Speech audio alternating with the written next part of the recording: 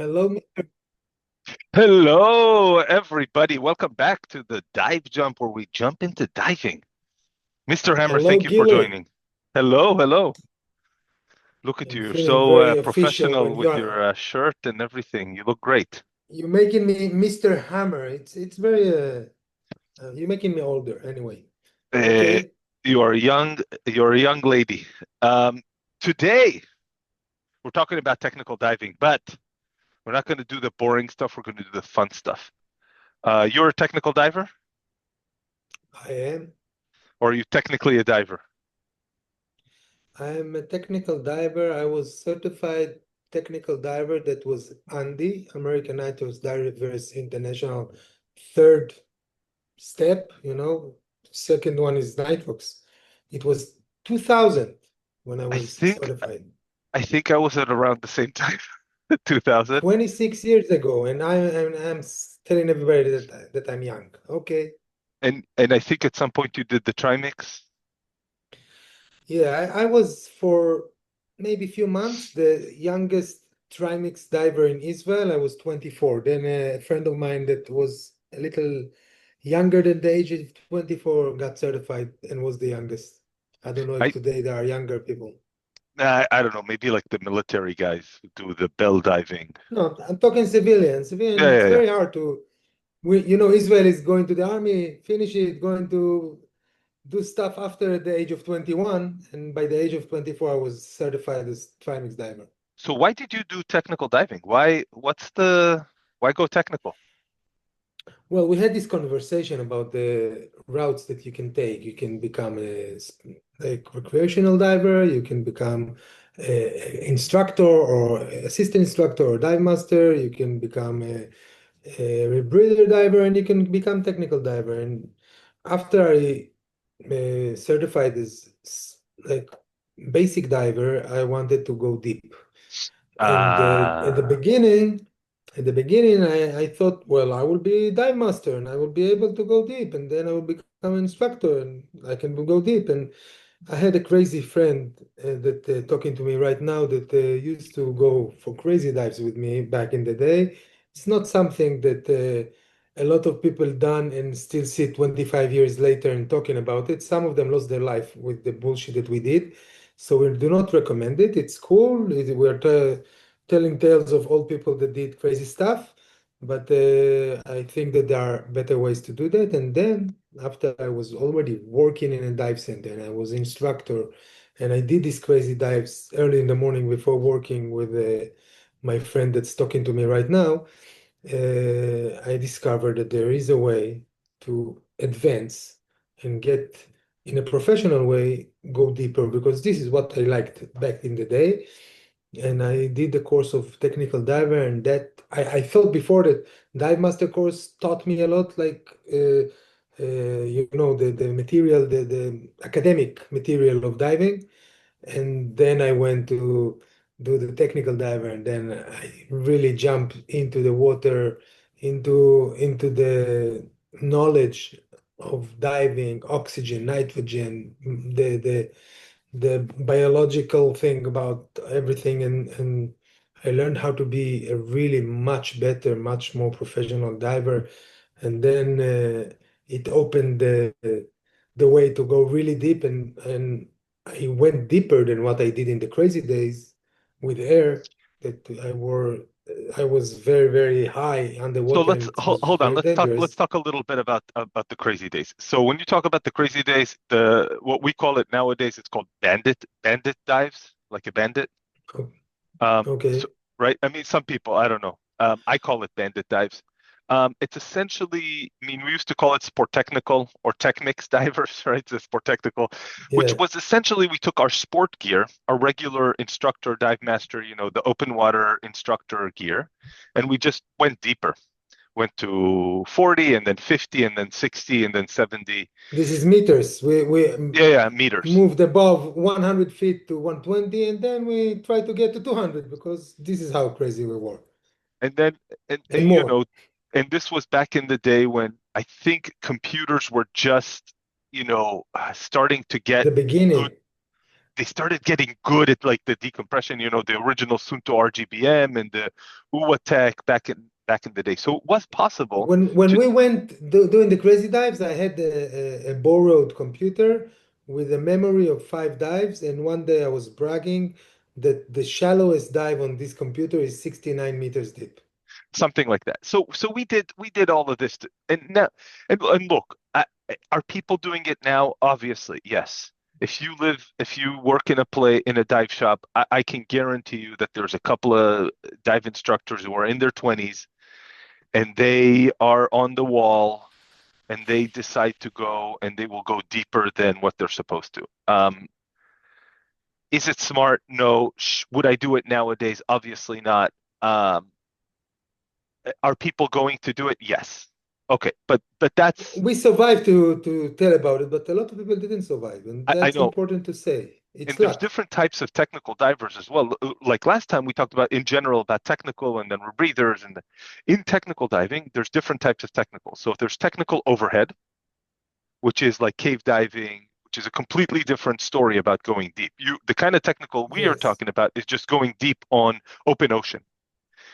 Yeah. It's like an open water dive in the same environment, the same entry, the same exit, the same everything. You're on the same boat or you're going from shore or whatever it is. Everything's the same. You're just going a little bit deeper on the same wall.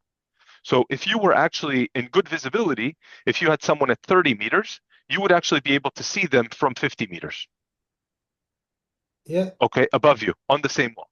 Now, so that's the kind of technical diving we're talking about, which is again different. So there's also like wreck diving, which is a technical, overhead environment. You can be in some dark wrecks, and there's other types of kind of penetration dives all over. I mean, ocean caves as well. And we're not talking about that. We're talking about basically going to open ocean and going deep. And then the second thing that you said that I thought was important is the skill set that you learn from technical diving, just even from the course.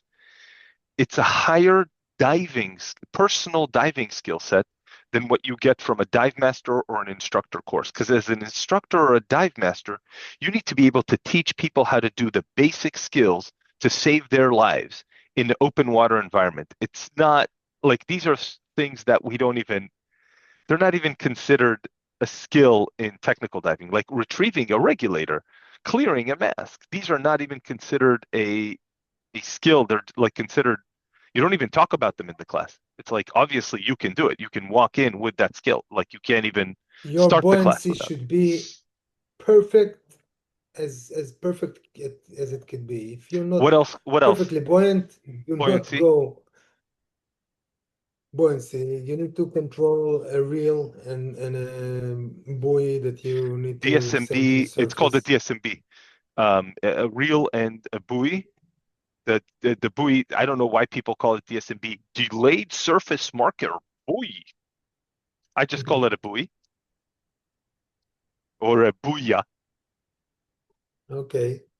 Okay. So But you need to know the reel not only for the buoy. You need to know the reel to navigate, to go from one place to another and come back. And you really need to be very experienced with the reel, because if you're not, you can like really tangled and be in a big trouble with the reel under the water. It should work perfectly when you use it. so I have a very strange. It's not strange. I have a very like religious way of looking at reels. I'm very dogmatic, which means like I have very strong rules about it. If you are taking a string underwater, a very long, the smallest reels nowadays are like 7 or 8 meters for just to keep the compression stop, and they're like very very small. And then there's the finger spools are like 30 meters, and then there's like the big reels that can go up to I don't know whatever. They're huge, right? If you're taking a Yeah, piece of string with you into the water, you need to take a cutting device. It could be scissors, it can be a hook knife, those knives that the trilobites that nowadays people see them, some kind of easy cut device. So if you're taking that, because if you take a string in the water with you, there's a higher percent of probability that you will get entangled in that spring. A tight string is good. A loose spring is a noose. I say loose as noose, it'll kill you Mhm. just as fast as a noose will. And a tight string is a good string. And we used to practice in the parking lot with a towel over our head to walk around the parking lot and bump into things in order to be good at working the reel. And it's not just the dexterity. Dexterity is like the manipulation, right? It's not just the dexterity of your hands, the fingers to be able to like wrap things up and whatever, like the physical use of the reel, but it's also the feeling of the pulling on the reel. And I think that that is one of the bigger challenges in technical diving because now your hands don't belong to you anymore. They belong to the reel, and you need to be very like insane about it. Yeah, you need to keep the tension all the time. It's something that you need to work on to practice. You need memory muscle. Muscle memory? Muscle English is memory, very hard for me. Muscle muscle memory memory. for that thing. You're doing great. I think another thing is, so we talked about navigation a little bit. I'm gonna again on the reel. So they're like DSMB to shoot a reel to the top, and shooting a reel to the top from 3 to 5 meters is really not that hard. Shooting a reel from From 20 30, meters, 30 meters, 40 meters, when you have two reels in tandem, like one, after the other, or you have a stuck reel, or you shoot the DSMB and it was wrong, like it didn't go up all the way, or it whatever happened, and you need to shoot another one on the same line. Now this becomes a little bit more of a convoluted mess, and so that's one side is the DSMB. The other side of the reel or the spool is the navigation. When you go down on a wall, no problem, you come back on a wall. When you go down on a line in open ocean, on let's say a wreck or even just anywhere that there's a floor, a rocky bottom, you need to go back to the line. You can't, if you have to sit there in decompression, even for 10 minutes of decompression, by the time you actually come out of the water, you are going to be so far away from the boat, even in a gentle, like gentle current. You're going to be so far away from the boat, they might not be able to see you. That becomes like a fun day becomes a really bad day, and people have died from not like making it back to the boat. Like it's hard with all the technical gear. So mhm, being able to navigate back to the boat by like, keeping the line without between your ripping the line fingers, off is very important. definitely. There's a story about a cave diver who lost the line inside of a cave and found a different line in the same cave. And we hear about cave rescues all the time. It is less common in open ocean. What you hear about in ocean is people miss the line or people miss the way up and they get lost in open ocean. And that's the scary part. In some places, there's some deep wreck divers that will put strobe lights, very, very strong strobe lights on the line because it's so important to be able to come back to the line. It's very important. All right, so Yeah. we talked about trim, buoyancy. Obviously, you need to have propulsion. So your frog kick, helicopter turns, and back finning. Back finning is less important if you're doing only open ocean dives. I think, how many times have you actually used your back fin technique? Like, Well, I used it a lot. I used it a lot because it's what for? so in well, because I'm very used to it, because I certified over 1,000 students and I was instructor and I was swimming on my back all the time. So No, no, back, I not use swimming it on. So because you're talking about swimming on your back sitting. You're sitting, yeah, like you're sitting, and you're going backwards, right? Like yeah, you're going with your back to this, like the direction of motion. to the movement. Yeah. Yeah. No, no, I'm talking about you're on your belly like this. You're on And your lift belly my feet and using and you move this. backwards. Oh, not a lot. Not But a lot. But sometimes you get into somewhere narrow, you need to go out. Yeah, but you can also push off. In a wreck, you can push off with your Yeah. hands. I think it's more important. So I started using it a lot when I started having to actually do underwater like small work, you know? Then you need to stay in place. And in order to hover, you're constantly going backwards and forwards with your fins to keep yourself in the same place. So you're basically doing this. Initially, you're doing this, and then When you have and current, if you don't have current, just, if hover. if you have yeah, if you have current, you sometimes have to be, with your face to the yeah, like your back is to the current, and like you're in the wrong like orientation, so you're like back finning against the current. I think that in open ocean, this is less of an important thing. The people at GUE would kill you if you don't know how to do it. Like, oh no, you can't even be in the water. You can't even be in the water if you don't know how to. I'm not part of the crowd. I'm sorry. I'm not part of the cult I'm very either. sorry. But I think those are the basic skills you should have. DSMB, reel, and um, helicopter turns and being able to frog kick or just good propulsion techniques in general. And I don't really care about the GUE. Not every dive is 4,000 feet in the back of a cave. We are going on a wall. It's an open ocean. It's essentially an open water dive. Just we're going really, really deep. How many regulators do you need and what kind?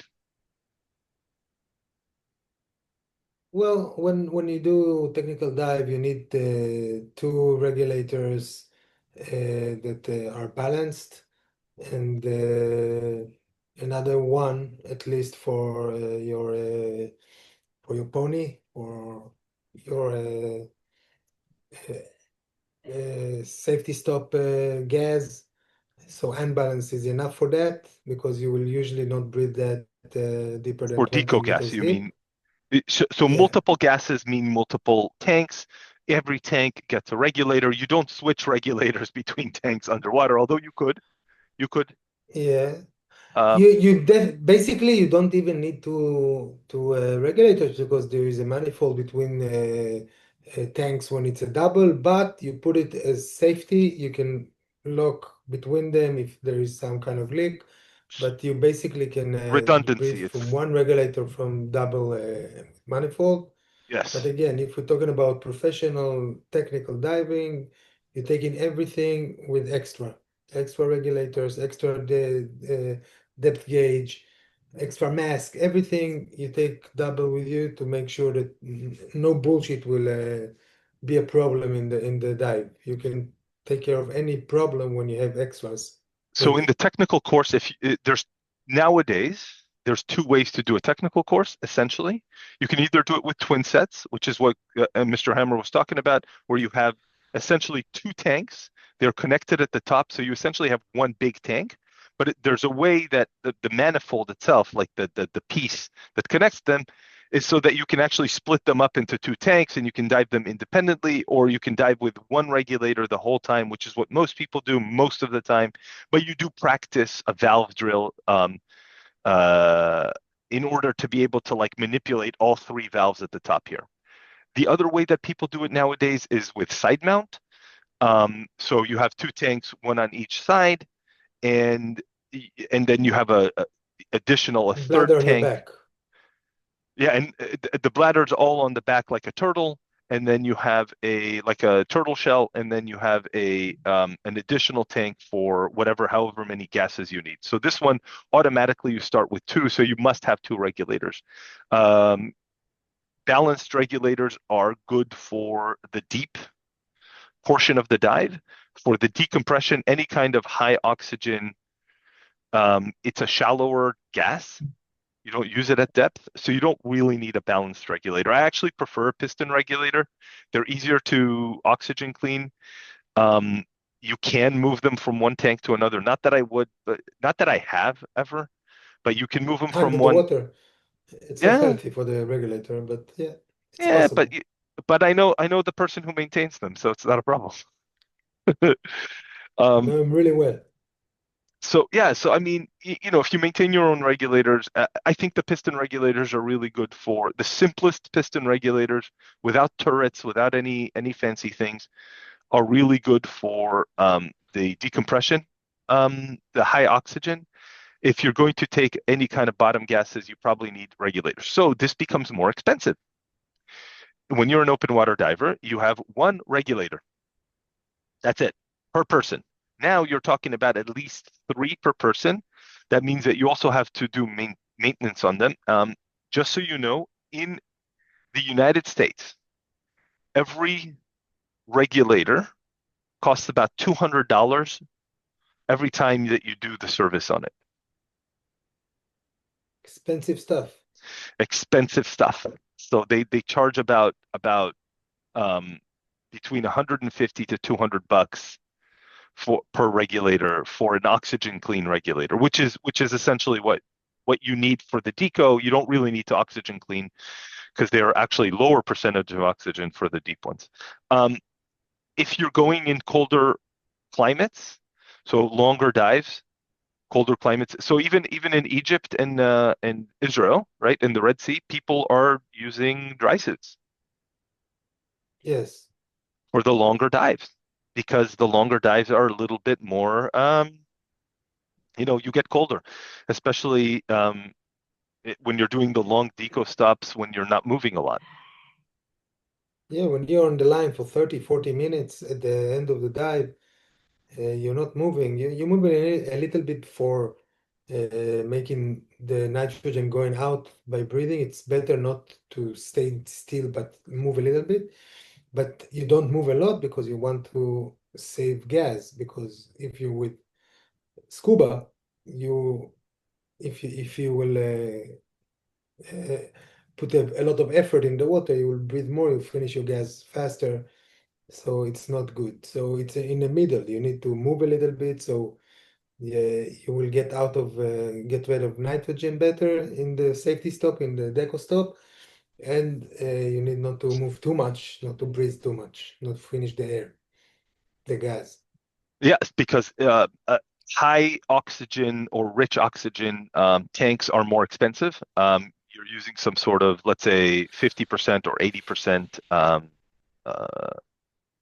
oxygen, and the oxygen, I can't remember, I think it's about $1 for 1 cubic feet. So an 80 a regular tank, a regular scuba tank that is 80 cubic feet, and it's 50% oxygen would cost you $40 in the US for one Okay, single tank. And that's good for about two technical dives. So it's more expensive.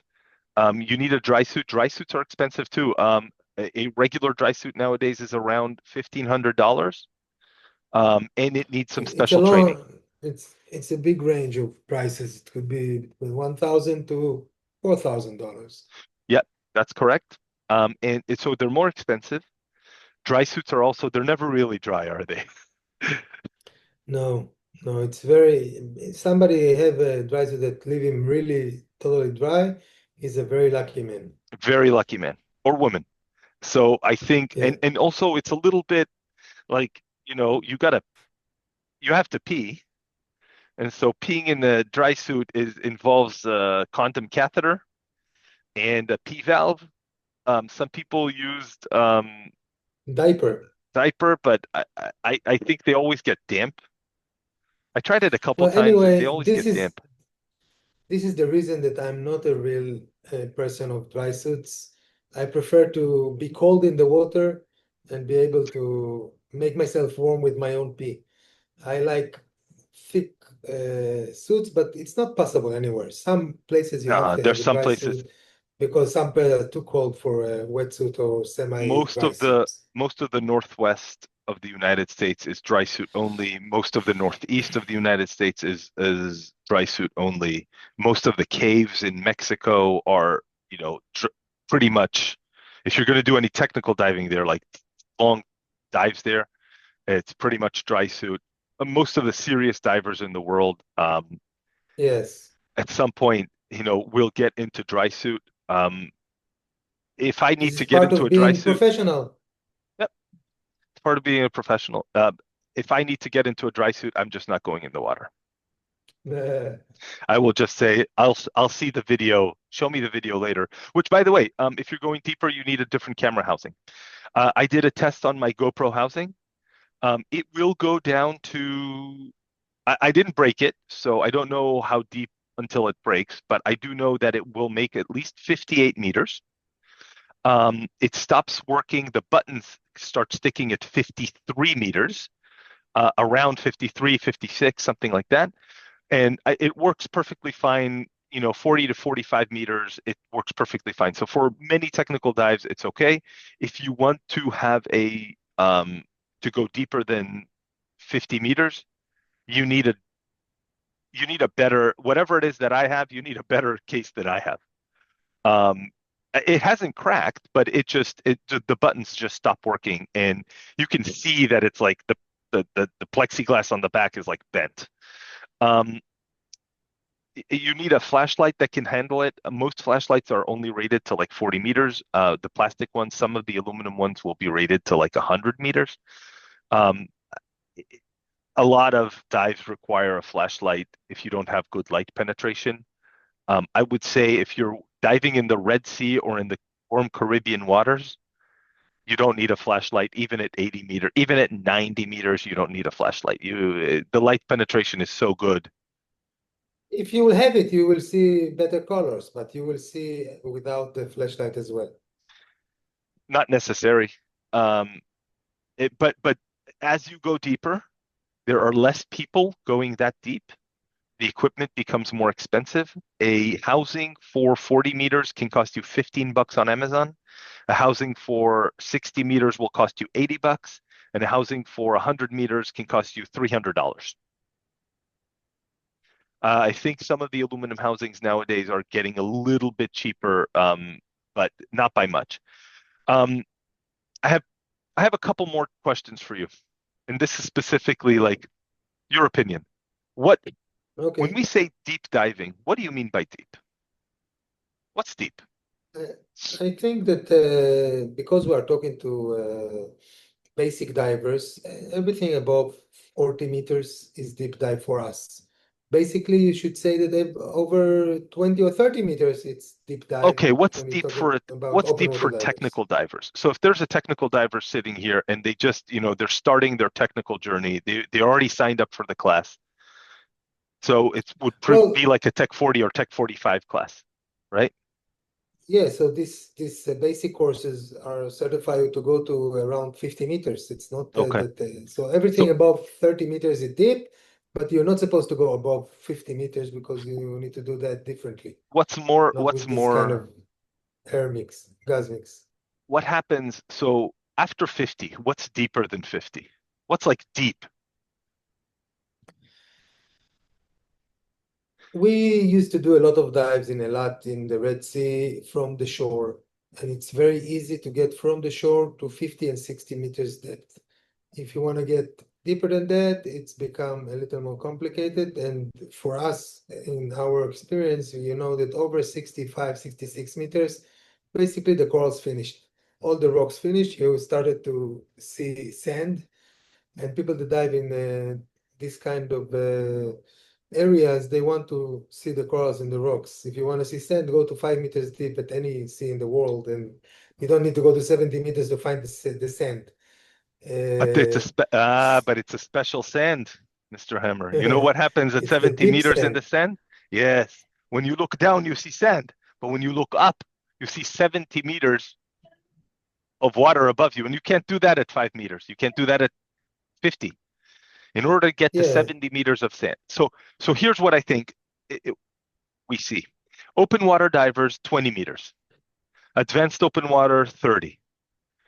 Deep certification, 40. Tech, 40, 40. 40-ish. 45, Tech 50, Tech 60, Tech 70,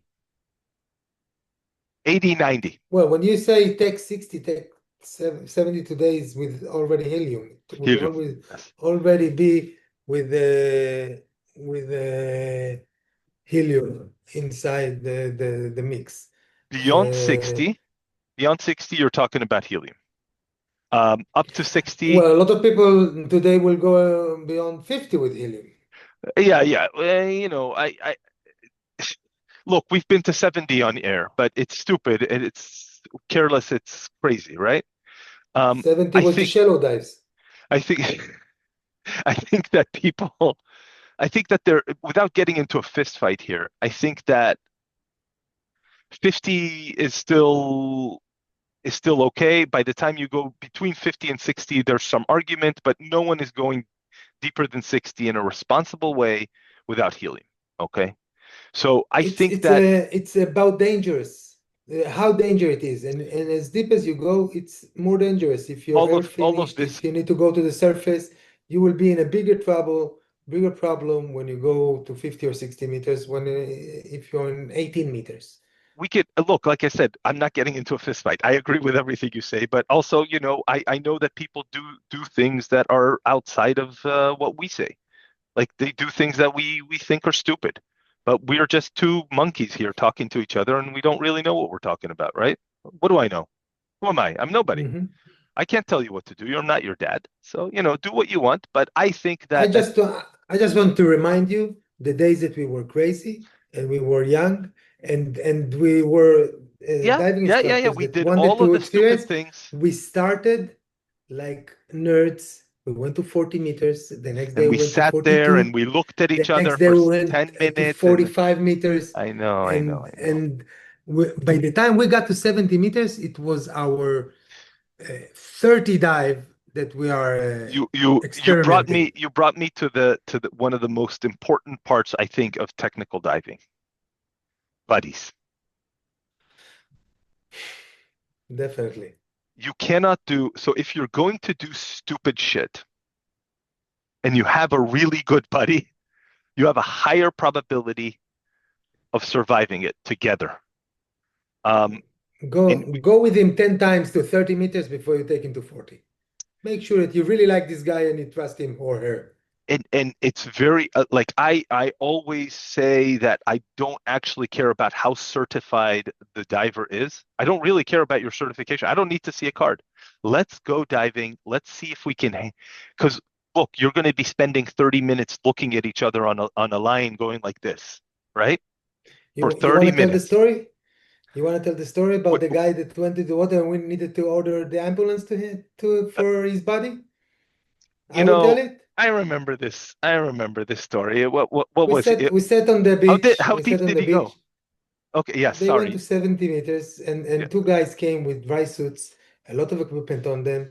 And we asked them, whoa, guys, we were starting in the business of technical diving, and we were very impressed by the equipment. And we asked them, where are you going? And they said, we're going to go to 70 meters. And what's your certification? The guy that was bragging said, I am a certifier Trimix instructors. I can certify That's somebody right. to That's become an right. He instructor said for that. Trimix. He actually did say that, And this didn't is he? my buddy. I'm taking him with me. He's Trimix or technical, whatever. Deep And we air sat on the beach. diving, We were right? It was talking. deep air.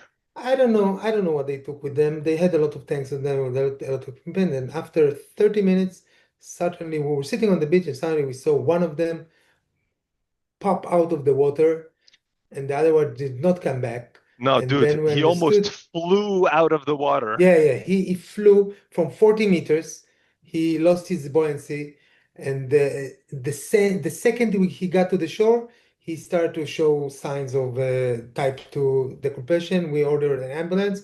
And after 40 minutes, the instructor of instructors of instructors came out of the water and said, hey, he lost his buoyancy. I don't know what happened to him.